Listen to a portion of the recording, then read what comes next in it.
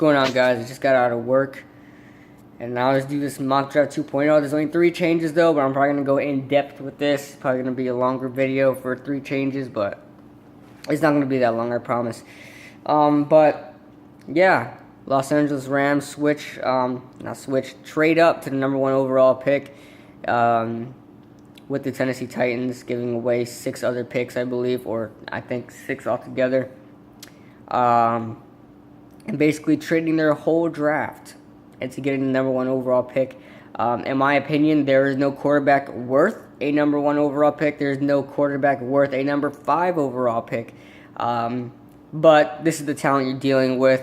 Quarterbacks get better in the 2nd and 3rd round. They're more consistent, and there's a lot of them there.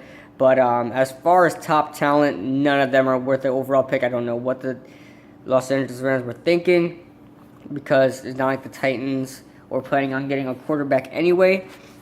And Cleveland, yeah, you can see they're getting a quarterback. But there's a lot of people saying that Jared Goff will be the #1 overall pick. And I don't see that happening, because I really didn't think that the Browns would get Jared Goff. I think they will go Carson Wentz.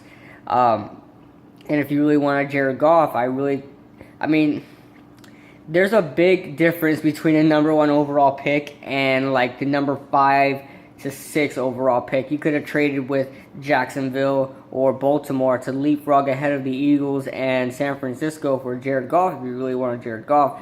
But I don't think you go #1 overall pick for Jared Goff. Sure, he is the #1 quarterback for me, but I just don't think that the Browns were eyeing Jared Goff as much as Carson Wentz. That's just my opinion. So yeah, I have the Los Angeles Rams selecting Carson Wentz, quarterback out of North Dakota State University.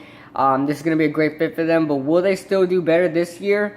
They won't. I mean, I always root for the Rams, like, not as a fan, but like, you know, they have so much talent on their team. I just want to see them get a positive record, but it doesn't seem like that's happening either because of how much holes they have in their team now that, you know, so many departures from free agency and stuff like that, and they really didn't do much in free agency anyway. I can't even name a key player that they signed on that team. So, yeah, the Rams are screwed whether they have a quarterback or not. Yeah, so moving on. Carson Wentz is going to be a great fit, but, you know, he's not like, you know, like a Peyton Manning of this era. He's not worth that #1 overall pick. You know what I'm saying? But he's not a #1 overall pick. He's not an Andrew Luck. He's not a Peyton Manning. He's not a Michael Vick. You know, he's none of that. I mean, he's not even worth, you know, a top 5 pick. But that's what they got to do because, you know, lack of talent in this draft, you just gotta get what you can get.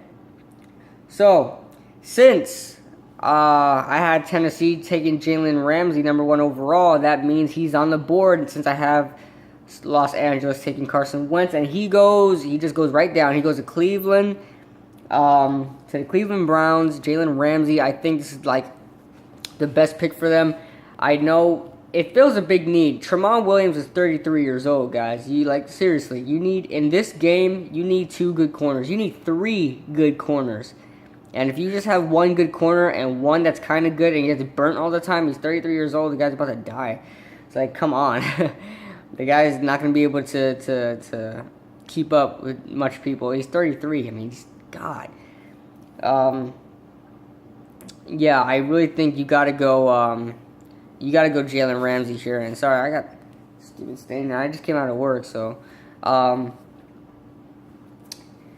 yeah, you got to go Jalen Ramsey here, man, because Tramon Williams getting older, and this is probably his last year. I hope so. But and then you got Joe Hayden. Why not pair him up with Joe Hayden? I mean, come on. Sure, you can go Miles Jack here, but I don't think the Cleveland Browns play a 3-4. I don't think Miles Jack really fits that. I think he's more of in the NFL, I really think he's more of a 4-3 linebacker to play the outside. Yeah, I think he fits more of that kind of role. And I think that corner fills a bigger need for the Cleveland Browns more than an outside linebacker, in my opinion. Because he's no inside linebacker, I'll tell you that. So, Yeah, I think the best move here is Jalen Ramsey, defensive back out of FSU, and we'll switch all the way down to Tennessee, and number 15 overall pick. I had Los Angeles taking Josh Doctson, wide receiver out of TCU, at the 15th spot, and I also have Tennessee Titans taking Josh Doctson, 15th overall, to Tennessee out of TCU. I think Josh Doctson would have fit in more at Los Angeles, but I also think that Tennessee will pick Josh Doctson here. This is the best talent available that fits their need. You guys know that Tennessee has been rebuilding for a long time, so they're not just going to go after the best player available kind of thing. They're going to go after their best player available with what they need, because in my mock draft, I had Jack Conklin going to Oakland, which is the 14th overall pick, and then which the Tennessee could use a right tackle. I think that's right there. You can get a right tackle around 15, 14, and lower than that. But yeah, I mean, who else are you gonna get? I mean, I don't think Taylor Decker is worth, a 15th overall pick. I don't think you get him there. I really don't think he's a better overall player than Josh Doctson, and you clearly have a need at wide receiver there. I know Tennessee needs a linebacker too, and so on and so forth. But I don't really have anybody that's there at 15 that's worth that kind of pick, because I got Darren Lee going to the Giants. You could go corner here if you want, but I just think Josh Doctson's a better player than Eli Apple. I already have William Jackson going to Miami. I got Vernon Hargreaves going to Baltimore. And yeah, I think Josh Doctson fits it there. Let him compete with Dorial Green-Beckham for the number 1 spot. I think they still have Harry Douglas on that roster. So you got to surround Marcus Mariota with some key weapons. I know you'll be missing out on a right tackle because, I mean, if Jack Conklin isn't chosen by 15, I think they'll take him. But in my mock draft, he's already chosen. So that's how I have it, So, yeah, and I'm going to talk about Pittsburgh a little bit because I forgot to mention that in my first mock draft. So I'm going to do that real quick. The Pittsburgh Steelers select Mackenzie Alexander, cornerback out of Clemson. I think this is kind of an obvious pick, but I kind of wanted to be fair to any Pittsburgh fans watching this. So, yeah, you got William Gay, who is getting older. I think Antoine Blake is gone. And you obviously need a corner. I mean, with those two players there, I mean, it's not like your passing defense was, pass coverage was good anyway from the corners or the safeties.